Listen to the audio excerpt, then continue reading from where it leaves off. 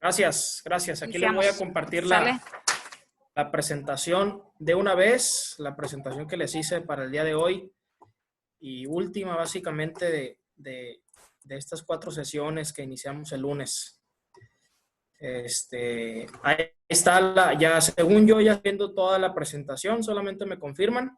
La sesión de ahora la titulé Los negocios de hoy, que es como un pequeño, por así decirle, un resumen hablando ya de características o analizando un emprendimiento.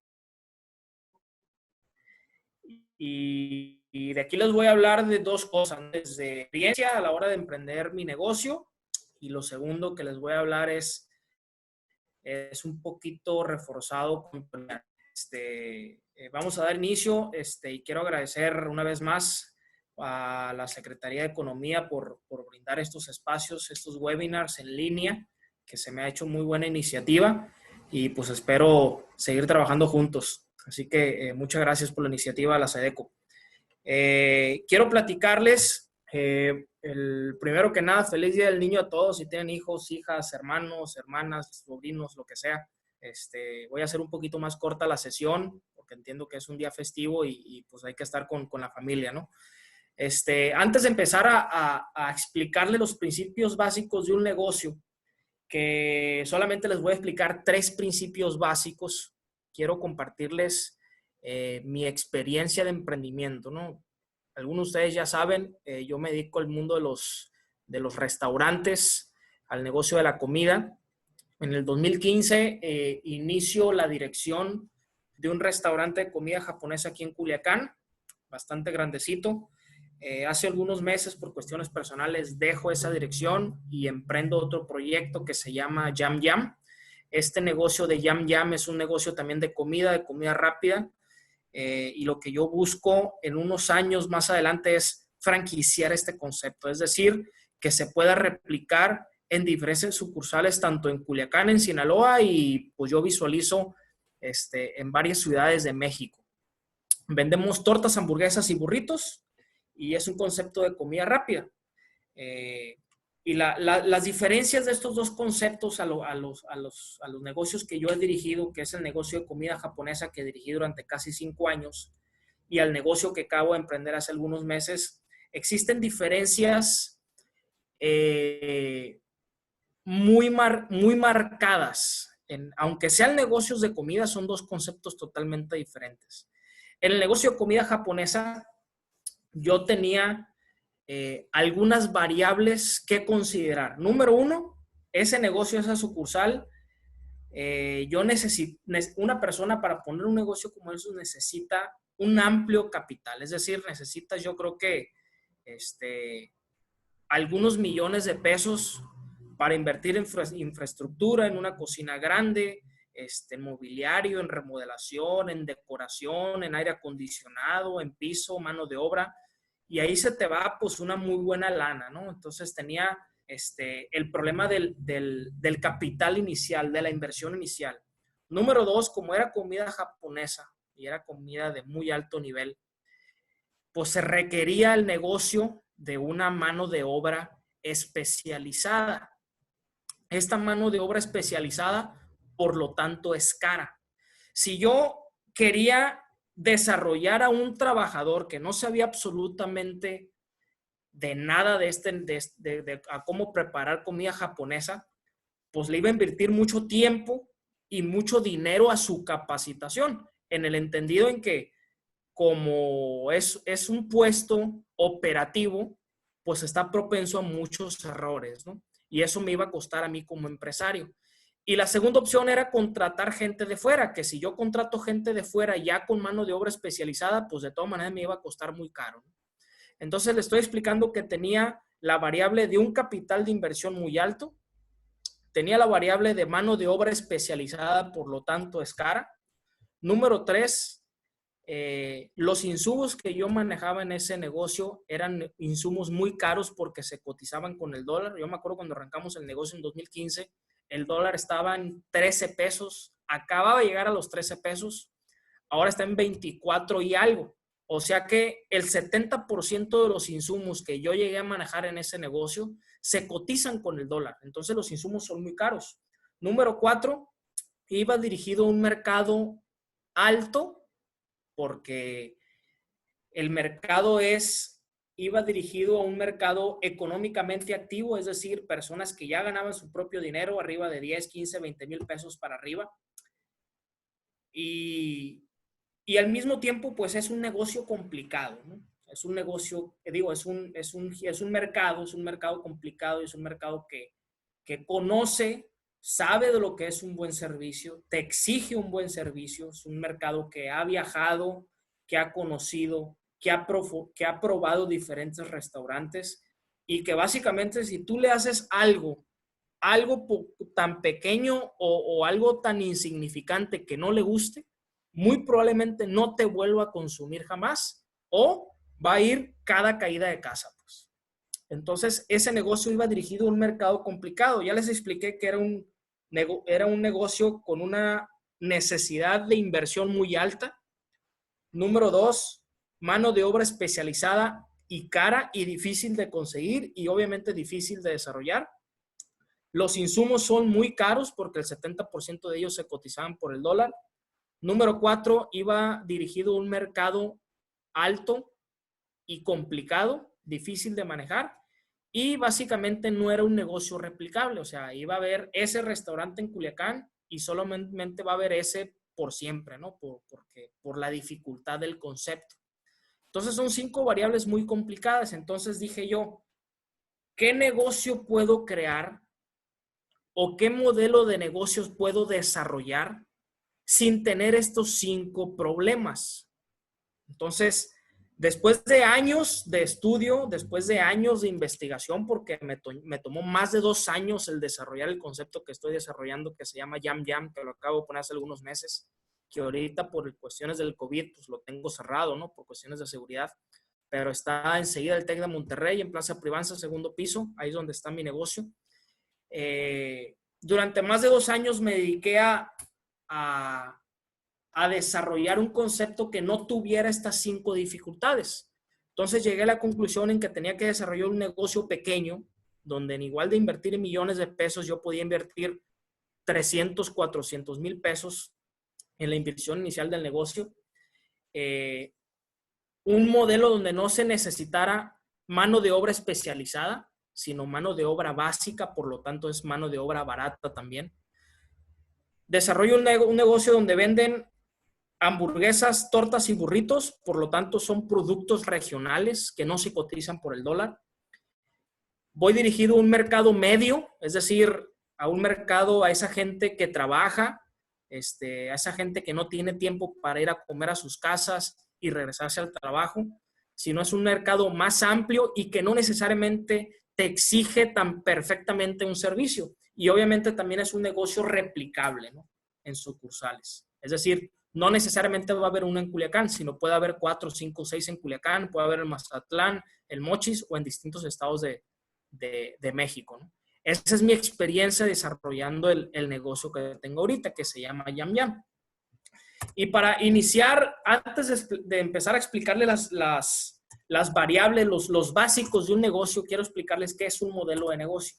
Un modelo de negocio es la forma en que una empresa crea o distribuye valor, ¿no? O sea, es la forma en que una empresa crea ese producto, crea ese servicio y se los hace llegar a los clientes.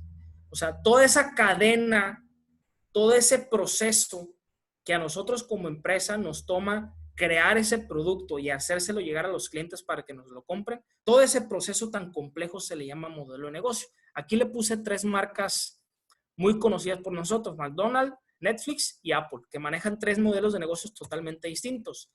El primer básico del negocio es que necesitamos un producto de valor, un producto o un servicio de valor.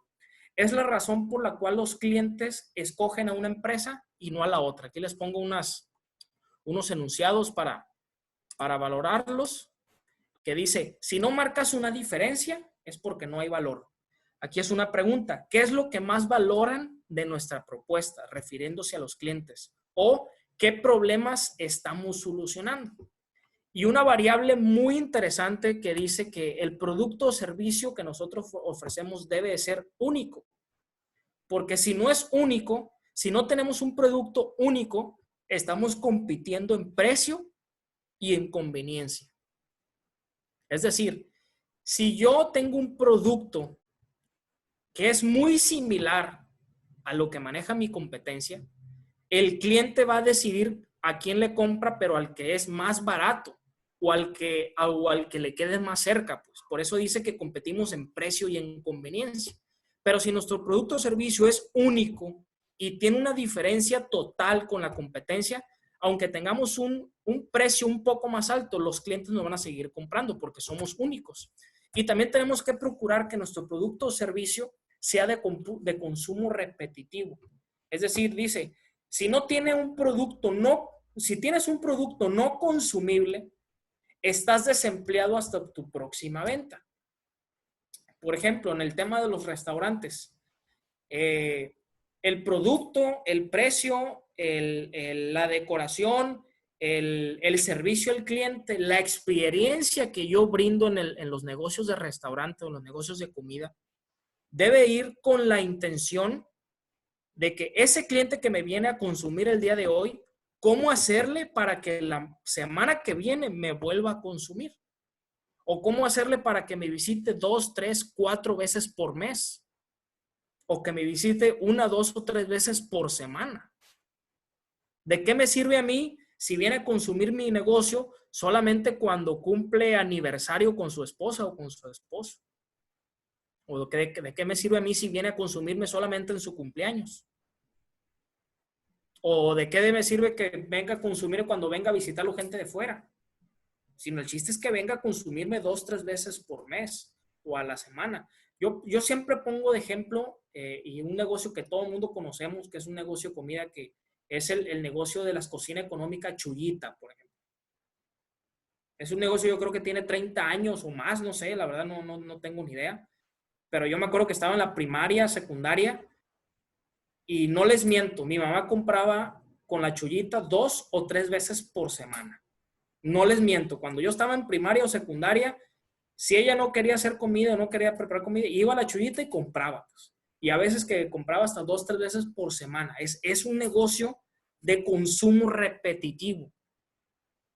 Nosotros debemos de procurar o diseñar productos o servicios que sean de productos, que sean de consumo repetitivo. Por ejemplo, o hay empresas que pueden manejar productos caros, pero que manejan pólizas de mantenimiento o que manejan consumibles, por ejemplo, en el tema de una impresora, porque lo digo porque acabo de cotizar una impresora esta misma semana para un nuevo proyecto.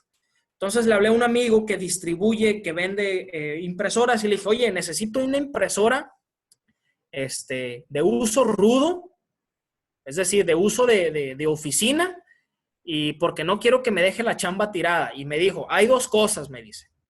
Existen 2 impresoras, me dice. La primera es una impresora que está muy barata, que tiene copiadora, que tiene tinta láser, te va a costar 1,700 pesos. Y yo pensé, ingato, o sea, pues dame esa. Pero los consumibles, es decir, la tinta, cada vez que necesites comprar, los originales te van a costar 2,500 pesos.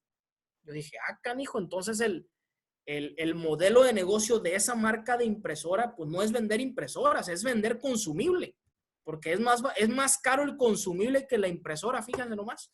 Y ya me dijo que existe otra impresora que te va a costar 4,000 pesos, pero que el consumible te va a costar original 900 pesos y te va a durar más, ¿no? Entonces, si nuestros productos son relativamente caros, es decir, pues no voy a estar comprando una impresora por semana, o no voy a estar comprando un carro cada año, o no voy a estar comprando unos pares de tenis cada mes, o no voy a estar comprando un celular cada año tampoco, pero tenemos que idear en nuestro modelo de negocio ciertos consumos o ciertos adicionales que sí sean repetitivos para no estar desempleado hasta nuestra próxima venta. Punto número 2, tenemos que dirigirnos a un mercado que está en crecimiento. Como dice aquí, el mercado es una decisión y no una consecuencia. Por ejemplo, hay personas que quieren empezar su propia empresa y me han preguntado, oye, ¿qué es primero o en qué me debo de enfocar primero? ¿En desarrollar un producto o servicio y después buscarle un mercado a quien venderle? ¿O primero detectar un mercado o un nicho de mercado y después buscarle un producto para ese mercado? Va a haber personas, va a haber libros, va a haber cursos, lo que sea, que ustedes se van a encontrar que les van a decir que primero hay que desarrollar un buen producto, un producto único y después buscamos a quién venderle. O al revés, va a haber quienes que digan, oye, hay que detectar un nicho de mercado y después buscamos qué venderle a ese nicho. Yo creo que vamos a caer en el juego de qué fue primero, el huevo o la gallina. Pues. Yo creo que aquí aplica lo mismo. Independientemente que es a lo que te dediques o a lo primero que te enfoques, si primero el producto, primero el mercado o viceversa, yo creo que esas dos cosas tienen que ir de la mano. Por ejemplo, hay una historia que me topé en un libro que me gustó mucho, que decía que hace décadas, cuando el mercado del calzado estaba teniendo mucho auge aquí en Occidente, o sea, aquí en el continente americano, sobre todo en la parte de Estados Unidos, que fue cuando Nike, la empresa Nike, obviamente vende ropa deportiva, pero el producto que más vende Nike, sin lugar a dudas, es calzado, ¿no? De hecho, Nike es la marca en el mundo que más vende calzado. Entonces, por allá en los años 50, 60, cuando se da este auge del tema de calzado, dice la historia que una empresa muy grande mandan a dos asesores, a sus dos mejores asesores de esa misma empresa, los mandan al Medio Oriente, es decir, al continente asiático, por allá, por la India y todo ese rollo, para que hicieran un estudio de mercado y que detectaran o que llegaran a una conclusión si el mercado de Oriente era un mercado para venderle zapatos, ¿no? Entonces, mandan a un consultor al norte del país y mandan al otro consultor al sur del país a hacer sus respectivas investigaciones. Después de semanas de análisis, de observar, de investigar, de preguntar, de sacar reportes, el asesor que fue mandado al norte del país manda un fax, o no sé cómo se comunicó, no me acuerdo cómo dice la historia, pero dice que manda un fax y les escribe a los directivos de la compañía que cancelaran el proyecto de venta de calzado en el Medio Oriente, porque ahí nadie usaba calzado y que no había clientes potenciales para la marca que él representaba. Exactamente los días después, el asesor que fue mandado al sur de ese mismo país manda un fax, un correo, no sé qué manda, pero comunica diciéndole que se vayan preparando los millones de pesos para invertir en el Medio Oriente porque había detectado una súper oportunidad porque nadie usaba calzado y que todo mundo era un potencial cliente. La reflexión de esta historia es que depende mucho el cristal con que lo mires, depende mucho la visión o depende mucho la oportunidad que nosotros detectemos. Con esto te quiero decir es que no necesariamente tienes que detectar primero un nicho de mercado para después inventar un producto o al revés, pero sí tienen que ir entrelazados. Por eso dice, el mercado es una decisión y no una consecuencia. O sea, no es como que, ya tengo un buen producto, ya tengo un buen servicio, y quien me lo compre. No, no, no. O sea, por decisión o con una intención nos tenemos que enfocar a cierto mercado. Y les voy a explicar algo, el punto número 3 y que tiene que ver con el tema de mercado. Me gustaría hablarles y tomarme el tiempo de explicarles pues todos los tipos de mercados que ha existido a lo largo de la historia del mundo, pero me quiero enfocar en la generación que marcó un antes y un después en el boom de la mayoría de los negocios a nivel internacional. Estoy hablando de los baby boomers. Son aquellas personas nacidas entre 1946 y 1964. Se dice que en aquel momento nacieron 1 billón de bebés, de personas entre ese lapso de años. La gráfica que les pongo ahí de color azul con una flecha verde dice que si nosotros nos anticipamos a una tendencia, vamos a generar ganancias, pero si vamos detrás de una tendencia, generamos pérdidas. Por ejemplo, aquí les pongo una línea del tiempo que empieza del lado izquierdo desde 1945 y que va recorriendo 5 años, ¿no? Por ejemplo, cuando los baby boomers nacieron en 1946, en los años 50 fue cuando nacen estas marcas, Gerber y Clean Bebé, porque estas marcas se dieron cuenta que había 1 billón de niños que alimentar y que necesitaban que comer. Por lo tanto, crean estas marcas, se anticipan a esa necesidad, se anticipan a ese mercado en crecimiento y hacen un boom total. Los niños siguen creciendo, se dieron cuenta que necesitaban que jugar y nacen estas marcas, Hasbro y como Mattel. Siguen creciendo, los niños se dieron cuenta que estaban en crecimiento y que necesitaban que comer. Se fundan McDonald's, Kentucky Fried Chicken, entre otras cadenas internacionales de comida rápida. Entonces, los jóvenes se convierten en jóvenes, adolescentes, trabajan, empiezan a tener familia y empiezan a desarrollar conceptos como Ford, luego Century 21, que son de bienes raíces, y a esa edad más o menos ellos ya tenían entre los 20 y los 30 y también desarrollan marcas tecnológicas como Apple y Microsoft. A finales de los 70s, principios de los 80s es cuando se empiezan a desarrollar estas marcas de tecnología. Se empieza a desarrollar los equipos de cómputo, la computadora personal, etc. Y yo me acuerdo, antes de pasar aquí a lo último que les quiero platicar, me acuerdo que hace unos meses vi un video que se dice la historia un poquito de cómo Steve Jobs creó el iPad o cómo Steve Jobs creó los teléfonos inteligentes. Me llamó muchísimo la atención porque antes de sacar el iPhone al mercado, por allá en el 2005, creo que fue cuando salió la primera generación de los teléfonos inteligentes en el 2006, creo, 2007, no recuerdo. Años antes de lanzar el iPhone al mercado, Steve Jobs contrata a un gran número de personas, a un departamento de investigación, con el firme propósito que investigaran cuál es el comportamiento natural de un niño o cuál es el comportamiento natural de un bebé. Steve Jobs le dedicó 2-3 años a esta investigación y se me hizo interesante porque después de años de la observación y la investigación que realizaron este departamento, se dieron cuenta que los niños les llama mucho la atención las pantallas luminosas, sean televisiones, sean celulares, sean lo que sea. Y no sé por qué, por los colores o por la iluminación, los niños tienden a querer tocar la pantalla.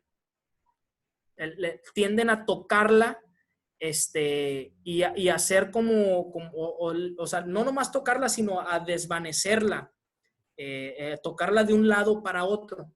Entonces, este equipo de investigación que formó Steve Jobs, le reportaron a Steve Jobs y Steve Jobs llegó a la conclusión que los niños con su mano tocaban de izquierda a derecha o de derecha a izquierda la pantalla. O sea, deslizaban su mano de un lado hacia otro. Entonces, Steve Jobs con el iPhone lo desarrolló con la intención es que si la puede usar un bebé, o sea, es decir, si es fácil utilizable para un niño, el iPhone o el iPad, pues cualquier persona lo puede utilizar, ya sea un joven o ya sea una persona de la tercera edad. Entonces, por eso Apple maneja productos que cualquier persona puede usar, ya sea un niño o ya sea un adulto. En los años 80 fue cuando se crea MTV Music y es cuando salen un gran número de bandas musicales y de artistas y de cantantes. Y si nosotros le preguntamos a nuestros papás, por ejemplo, yo tengo 29 años, si le pregunto a mis papás que están en los 50, en los 60 años, nos van a decir que la época de los 80s o la música de los 80s es la mejor que ha habido, por el boom que ha habido, ¿no? Entonces ya por ahí en los 85s, en los años 90, pues estos baby boomers que ya tenían 35, 40, 30, 35 años, pues empiezan a tener hijos y empiezan la necesidad de los videojuegos, ¿no? Fue cuando se crea la empresa de Nintendo.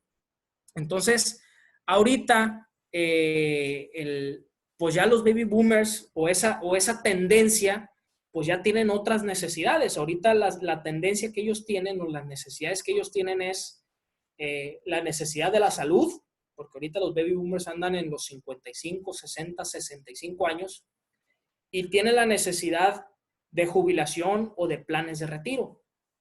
Es la necesidad de la salud y el rollo de la jubilación, ¿no? Pero ese es solamente un nicho de mercado que yo les estoy platicando, que son los baby boomers. Está la generación X, está la generación Y está la generación Z, que tienen necesidades totalmente distintas. Aquí lo que nosotros tenemos que hacer o tenemos que analizar es qué necesidades tienen esos diferentes tipos de mercados.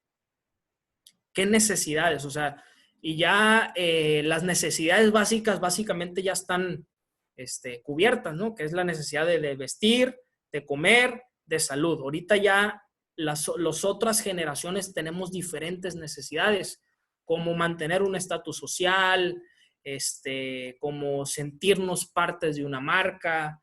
Ya las marcas ya no estamos conectados con los productos, sino ya estamos conectados emocionalmente con las marcas. Entonces, por ahí va la cosa más o menos.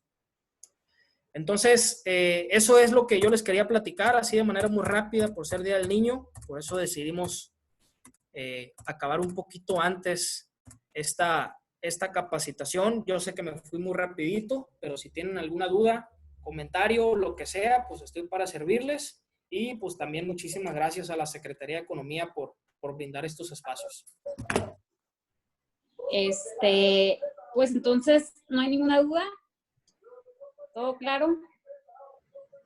Bueno, pues damos por terminada la sesión. La Secretaría de Economía te agradece mucho, y Alfonso, por todo tu apoyo y aportación respecto al taller de resiliencia emprendedora, así como todos ustedes también agradecemos la atención. Les recuerdo que estaremos transmitiendo los talleres y cursos por la plataforma Webinar Puro Sinaloa. Vamos a poner el fin de semana los flyers de los siguientes talleres para la próxima semana. Y que tengan una bonita tarde. Feliz Día del Niño para todos. Gracias, Silvio Alfonso. Muchas gracias, que estén muy bien. Un abrazo a todos. Pásenla muy bien. Fue un bonito fin de semana. Igualmente. Gracias. Bye.